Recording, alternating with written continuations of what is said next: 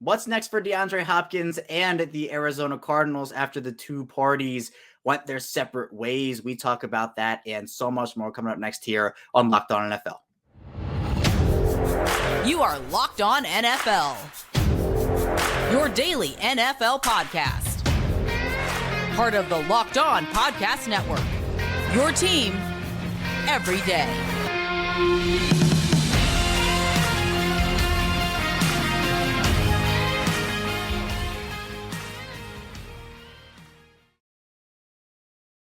Welcome into another episode of the Locked On NFL podcast, part of the Locked On Podcast Network, your team every day. It is Monday. That means you have me, Kevin Ostreicher, one of the many NFL experts here on our network. We're free and available, all podcasting platforms. Subscribe for free, both in video and in audio form.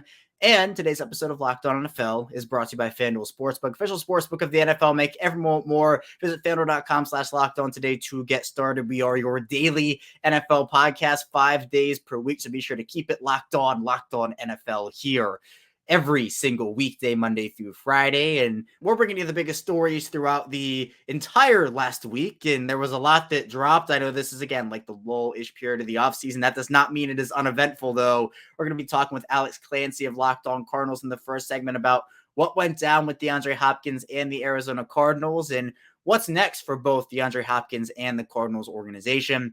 Then in the second segment, we'll move on, talk with your boy Q of Locked On Raiders about the very weird Jimmy Garoppolo situation that's going on over there in Las Vegas. Then finally, we'll flip over to Denver, talk with Sayre Bedinger of Locked On Broncos about Brandon McManus, that release, and what's next for Denver at the kicker position. So without any further ado, let's first get into our conversation with Alex Clancy of Locked On Cardinals.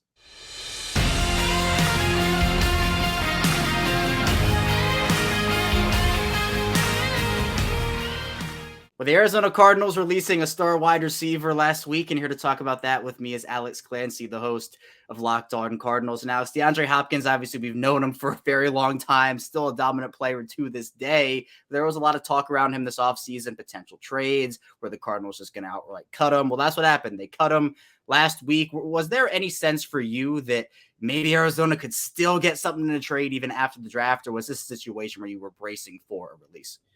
Yeah, I mean, I was holding out hope that there was some weird chance that they could, potentially extend him and keep him, front load a contract, placate the masses in 2024 or 2023 when they're not going to be good.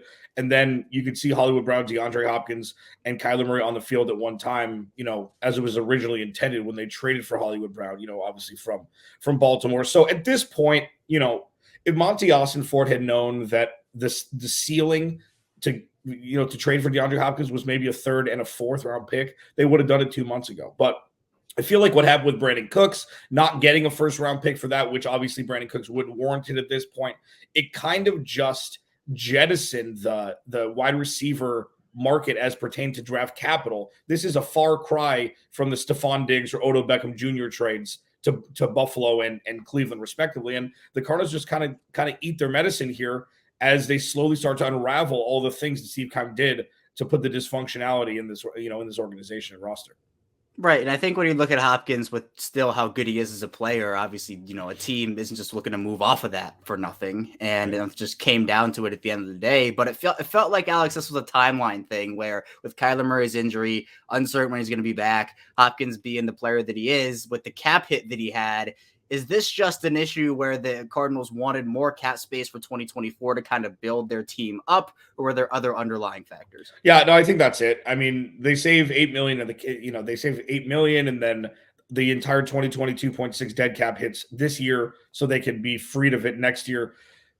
The biggest fear that I had going into the 2022 season was that DeAndre Hopkins and Hollywood Brown would not play meaningful snaps together.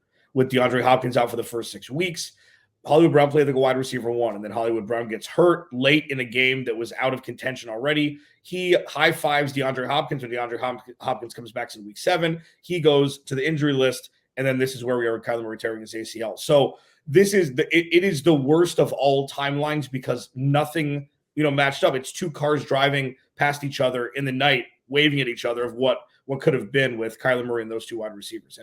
And as a football fan, it sucks It just does, because I would have loved to see those two on the field, whether it be a team that I, host a podcast for or not.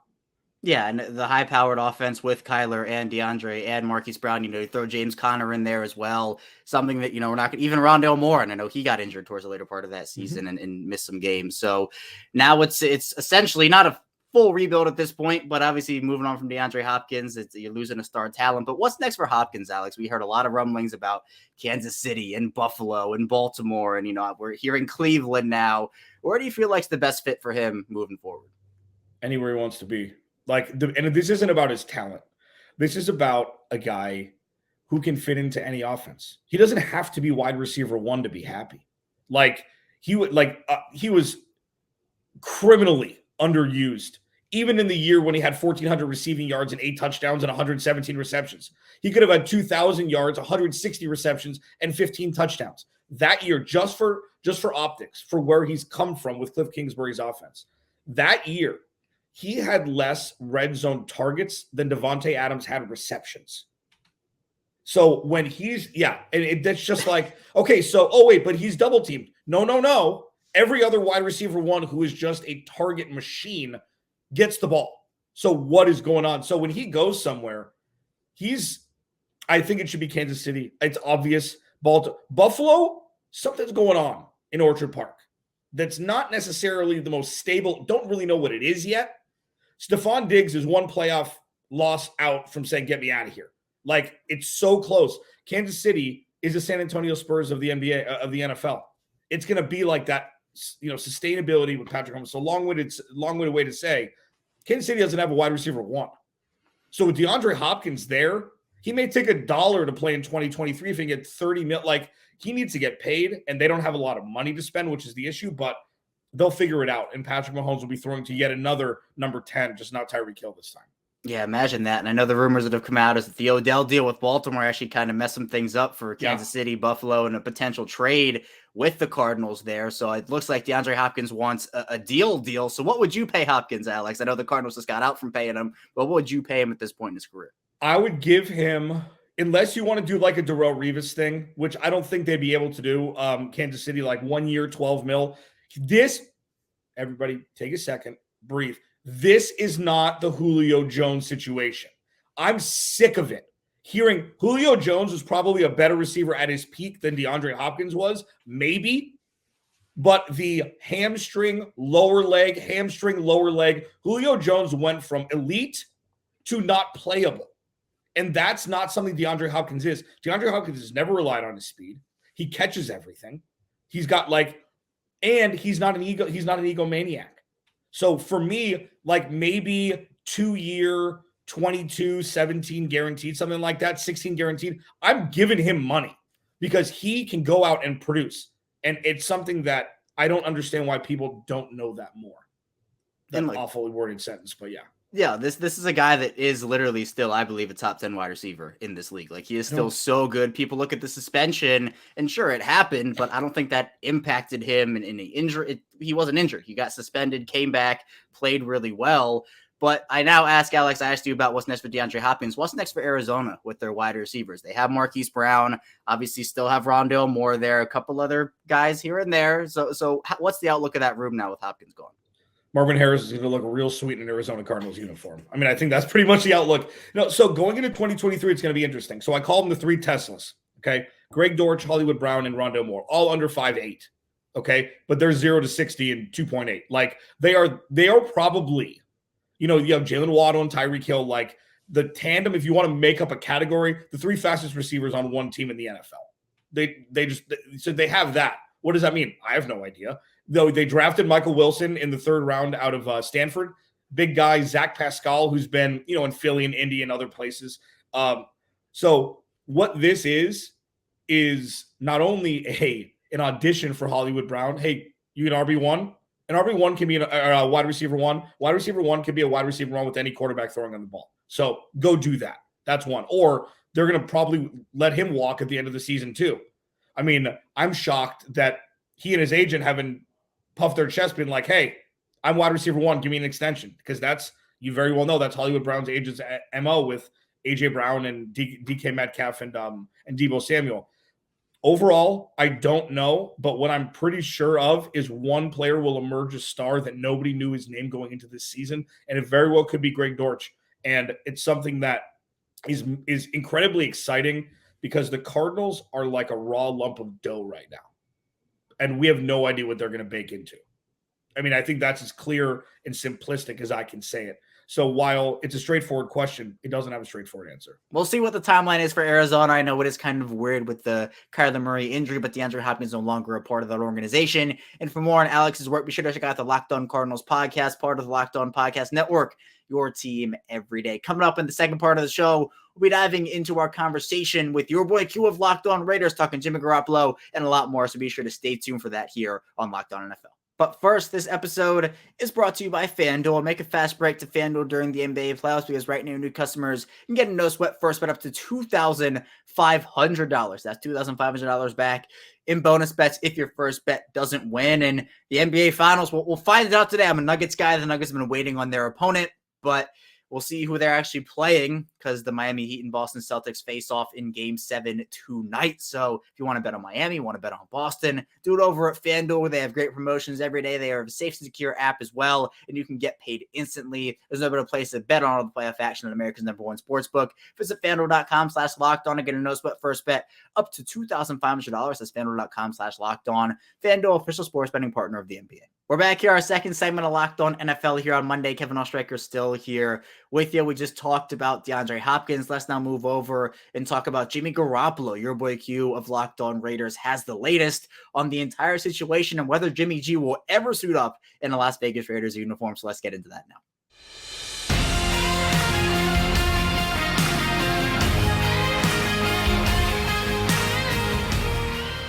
Well, the Las Vegas Raiders have had an interesting couple of days here with some Jimmy Garoppolo news dropping. Here to talk about that with me is your boy Q, the host over at Locked On Raiders. And Q, this kind of came out of nowhere. Jimmy Garoppolo apparently fell in the physical with the Raiders back in March. And, the Raiders have an out in this deal if he's not ready by week 1. So what's kind of your understanding and the latest on this whole situation?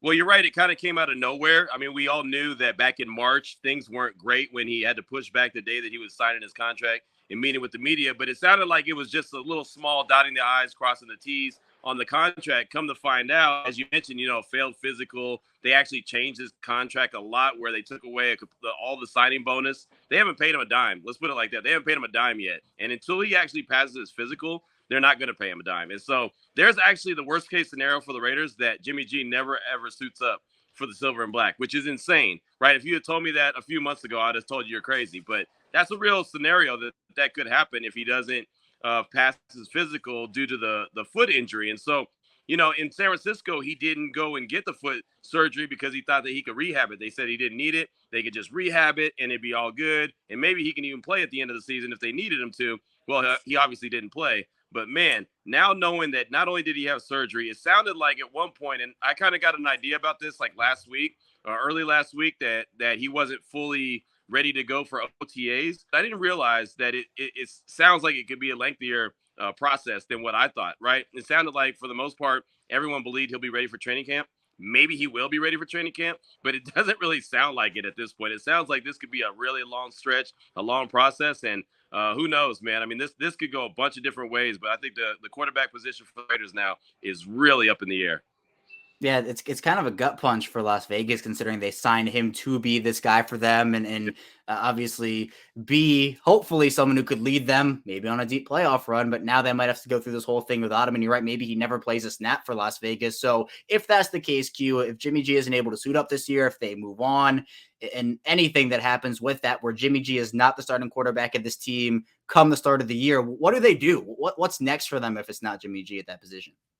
Well, I'll tell you, man, they got Brian Hoyer, who's been a long-time quarterback in the league, but we all know he's a backup at best. And really, he's a backup that you want to play maybe, 1 or 2 games. You don't want to have Brian Hoyer out there for multiple starts. So he's quarterback 1 right now. And then behind him, they got Aiden O'Connell, who they drafted in the 4th round out of Purdue, who I believe is a glorified backup. Like, I don't think he could be a starter in the NFL, but everyone's saying that he's very smart, he's very accurate, he's overcome a lot of adversity, he's a guy that Josh McDaniels would love to coach up, he's very Tom Brady-like with his release. Like, there's so many different, scenarios that being thrown out there, but I just look at his production at Purdue and say, yeah, I don't think he's really going to be a starting quarterback. So now you're looking at Hoyer, you're looking at O'Connell, you're looking at Chase Garbers. It's like, that's what you're doing? So I've just been thinking about this scenario with Jimmy G now, and I'm thinking, man, this could be a really long season for the Raiders, and maybe they're looking at their quarterback of the future. Maybe he's not in the NFL draft lottery yet. Maybe he's a guy that we'll be talking about next year. Yeah, it's also crazy to think about. And I know, Q, there's also been, I guess, some tension points with Davante Adams that have come out over the last couple of weeks. I mean, what's your understanding on all that? Well, I think the whole Davante Adams stuff is really overblown.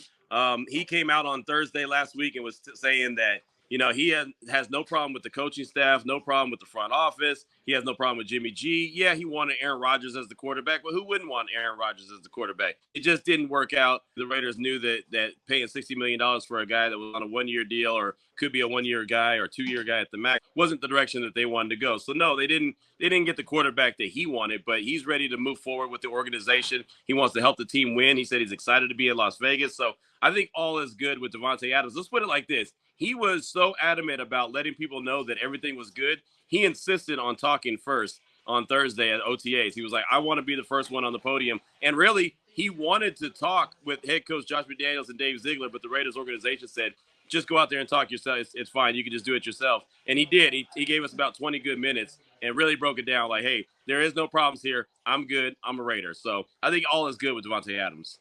Yeah, that's a good sign. Definitely a good sign for Davante Adams there. But Q, with the Raiders in their offseason, I mean, obviously a lot of this does hinge on what happens with Jimmy Garoppolo. But what do you think the ceiling for this team is, and what do you think the floor is? Well, it's funny, man. I thought, before this Jimmy G news, I kept saying, like, well, Davante's the best wide receiver he's ever played with, so maybe it could help elevate him. And I think that they have it. The over/under is like 7.5 wins for the Raiders this year. And I was kind of looking at anywhere as I went through the schedule. I was looking at, okay, I could see 8. I could see anywhere from like 7 to 10 wins. But now with all these Jimmy G questions, I'm like, man, I don't know, right? I mean, because is Brian Hoyer a guy that you think is going to start multiple games and win for you? I personally don't. Is Aiden O'Connell, a rookie, a guy that I think is going to start multiple games and win? I don't think so, especially with the schedule that the Raiders have. Is a pretty difficult schedule. So I don't know, man. This could shake out to be a really long, rough season for the Silver and Black if things don't go right. So I'm not exactly sure like an exact win total, but I just think that everything, if you're bleeding Silver and Black, you're hoping Jimmy G is going to be healthy. Again, that's a big question mark. Yeah, plenty of question marks for this Raiders team. But Q, I know, everybody has expectations when it comes to the offseason for teams. I know you probably had your own when it came to the Raiders, but how much of what your expectations were have actually lined up with what the organization has done this offseason? For the most part, they have. I thought that the mistakes that they made in the offseason was not going and getting a potential quarterback of the future. And we know that they tried to trade up to the number 1 spot. So I think that is exactly what they were trying to do, is get their quarterback of the future with that number 1 spot. But it didn't happen. So they got Aiden O'Connell. We'll see. Jury's out and we'll see what kind of quarterback he'll be in the future. But that was a big mistake.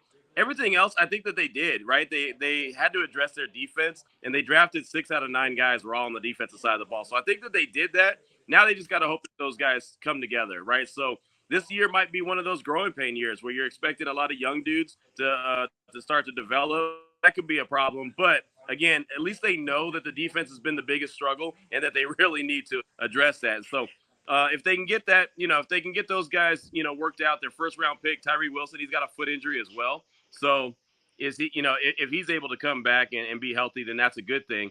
The other thing that I'm interested in with the offseason, and it's not complete yet, is find out what happens with Josh Jacobs, right? He's holding the franchise tag. He hasn't signed it yet. He's a guy who just led the league in rushing. You don't want to let him walk, but you know what running backs are valued in the NFL these days. So, is he going to be a guy that they're going to give a long-term deal to? They have till July 15th, or are they just going to make him play on the 1-year franchise tag and then basically move on from him after 2023? That's the other big question I have for the Raiders offseason. Such a weird situation with Jimmy Garoppolo. I appreciate Q for hopping on, giving the insight on that. For more on Q's work, be sure to check out the Locked On Raiders podcast, part of the Locked On Podcast Network, your team every day. Show's not done, though. We have a lot more to dive into. We'll be talking with Sayre Bedinger of Locked On Broncos about Brandon McManus and how the Broncos offseason has gone. So be sure to stay tuned and watch dive into on Locked On NFL. We're back here, our final segment, Locked On NFL Monday style. Kevin Ostreicher still here with you. And thank you so much for being here today with us on Locked On NFL. You can catch us 5 days a week, different hosts every single day, so different perspective on the biggest stories throughout the league every single weekday. Be sure to subscribe for free, both in video form and in audio form as well, anywhere you get your podcast. So now let's dive into our final conversation of the day. Sayre Bedinger of Locked On Broncos has the insight on Brandon McManus now that Broncos offseason is gone, so let's get into it.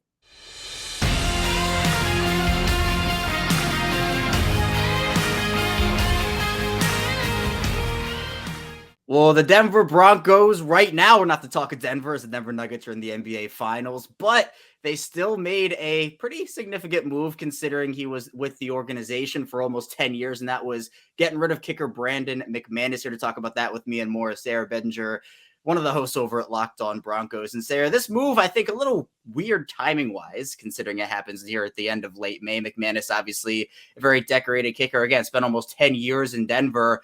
Were you a little shocked with kind of how this went down and the timing of everything? Yeah, I would say definitely by the timing for sure. I know Brandon McManus, was one of those guys we kind of had maybe a little circle around going into the offseason of somebody with a higher cap hit, lower dead money, kind of hadn't been performing in terms of, making field goals, making extra points, really a bit of a struggle with consistency there over the last couple of years. So you kind of figured maybe this would happen. You got a new coaching staff coming in, new special teams coaches, all those different things, but figured if it would happen in March, maybe April, right around the draft. But no, here at the end of May, I mean, it was pretty surprising, to be honest with you. So I think definitely one of those situations where, I mean, you felt like if the Broncos wanted to upgrade, why not make this move sooner? I think that's a fair question to ask. Yeah, and so I'll ask you next, just what's the plan for them now? They don't have a kicker at the time of this recording. I know they've worked out a couple of guys, but where do you kind of see them moving as they look for that kicker of the future? I think they are going to potentially. I know they brought in Brett Maher, the former Cowboys kicker, for a workout, and I think he's the most qualified guy they brought in. Obviously was really good last year outside of that stint of the yips in the playoffs, right? Where he made 90.6% of his field goals for the Cowboys last season, hit from 60. I think he was 9 of 11 in total from 50 plus. So got the distance. You got the mile high air there where you can kick in that thin air. He competed against a couple of guys, former South Carolina players for that spot. So Parker White and Elliott Fry. I thought it was interesting about the Broncos bringing in those two guys in particular because Parker White actually outdid they had the 6th year of eligibility from the pandemic, all these college athletes. So Parker White actually topped Elliott Fry's South Carolina all-time scoring record by using that extra year of eligibility. So I thought that was funny. They brought those guys in to compete for a job. And but Maher, I think the most qualified candidate, and he has kicked for Sean Payton before, which I think could be a factor. Yeah, and it wasn't like McManus was even on the market for that long. The Jacksonville Jaguars go and they scoop him up. I think they released their own kicker, Riley Patterson, to go out there and get him. I mean, is that a surprise to you for a guy as decorated as McManus? I don't think so. I think it's good for him to land in a new spot like that. Like you think about all his time in Denver, like you mentioned, almost 10 years. Like sometimes you just need a change of scenery, right? Sometimes, and especially for him, like he was part of maybe one of the best Broncos teams ever. And he was such a key part of that team. Then to kind of, things fizzling out over these last 6-7 years. And he really had a lot of pressure on him as one of the only producers of points. The Broncos have struggled to score points, and McManus had a lot of pressure because you're talking about a team that last year they lost 12 games total. 10 of those were 1-score games. Who does that reflect on a lot of times? Your kicker, right? So a lot of pressure on him, a lot of fans frustrated with him. McManus frustrated, I think, with the fans. A lot of rumors of burner accounts that he had on Twitter, or just him going on Twitter and being self-accountable anyway. So I'm not surprised to see him land on his feet. I think a lot of times kickers are like relief pitchers in baseball, right? They might be bad at one spot, but then they go to a new city, a new MLB city, and all of a sudden these guys are flame throwing at the end of games. And you're like, why the heck couldn't they do that for my team? I think that's just how a lot of times kickers can be. They change places, they get a case of the yips or whatever it is, and then they bounce back. I think that's just kind of the way of things. Although I know, Kevin, for you, Justin Tucker, he's pretty much been solid gold for his entire career. Yeah, I've been pretty blessed to cover Justin Tucker and watch him for as long as I have. But I know, Sayre, you mentioned that Brandon McManus, was part of arguably one of the best Denver teams of all time. What are you going to remember about his almost 10 years with the Broncos? That's what I'm going to remember is that 2015 season when, he was, people forget, yes, Peyton Manning was on that team, but that was not the Peyton Manning of 2014 or 2013, certainly not 2013 when he threw 55 touchdown passes. This was a shell of what we knew Peyton Manning to be. And in fact, he didn't even play the whole season. It was Brock Osweiler out there for a lot of the time. So you had these two guys, the offense struggling to score points. And then you had Brandon McManus, who closed out a lot of these close games. Remember, I said they lost 12 last year, 10 one-score games. I think they won just about as many in 2015. I'd have to go back and look. But Brandon McManus was clutch that year for the most part, and especially in the playoffs. He made 13 total kicks in the playoffs that year, 10 field goals, 3 extra points, which is kind of crazy. Or not 3. Yeah, that's right. No, something like that. So McManus was clutch all throughout the playoffs, and it was awesome to see. And you'll remember that forever. Anytime your team wins a championship, you remember the little details, the special games or the special moments. There's a lot of McManus kicks from that 2015 season that Broncos fans are going to be forever grateful for. Yeah, a huge part of their success in the organization. He was there. But I know, Sayre, when you look at the offseason, I know everybody has expectations as to what it will be. And now that we're here at the end of May, heading into June, how much of your expectations, I guess, from what you had at the beginning of the offseason, how much of that is lined up with what Denver's actually done? I think it's been pretty close, right? They had to improve the offensive line, giving up 63 sacks last year. And of course, every one of those sacks tells a story, but you lead the league in that category. You need to get better on the offensive line. There's no question about it. So you go in, you upgrade the offensive line, Mike McGlinchey, Ben Powers, the big moves coming in. I know you know Ben Powers well. His time with the Ravens. So the Broncos are excited about having those two guys. You upgrade the O-line. I was pretty hell-bent on them upgrading at receiver. I think they really did that. Their top pick in the draft was Marvin Mims out of Oklahoma. And then they went out and got kind of an underrated guy, Marquez Callaway, a former Saint in free agency. So we saw them do that. They revamped the secondary a little bit, lose Draymond Jones to the Seattle Seahawks, but bring in Zach Allen from the Cardinals. So a lot of emphasis on rebuilding in the trenches, which I think was expected. You get that receiver upgrade after all the injuries the last couple of years. And of course, Sean Payton coming in, we expected this team to swing big as the head coach or at the head coach spot, with Nathaniel Hackett getting fired. And this ownership group really came through. You get Sean Payton in the building. He has changed things dramatically, big time already. We're already seeing he's giving media limited access at practices, or he has some press conferences that go almost an hour and some that last about 5 minutes. So he's a unique guy, but he is a big time head coach. And I think that we're kind of gleaning that early on. So expectations up to this point, I would say so far, they've been pretty well met. Huge shout out for Sayre for hopping on talking Broncos. And for more on Sayre's work, be sure to check out that Locked On Broncos podcast, part of the Locked On Podcast Network, your team every day. But that's all I have for you here today on Locked On NFL. Thank you so much for tuning in today. When we get back here tomorrow, more NFL content with your Tuesday host. So be sure to stay tuned for that, and we'll see you right back here tomorrow.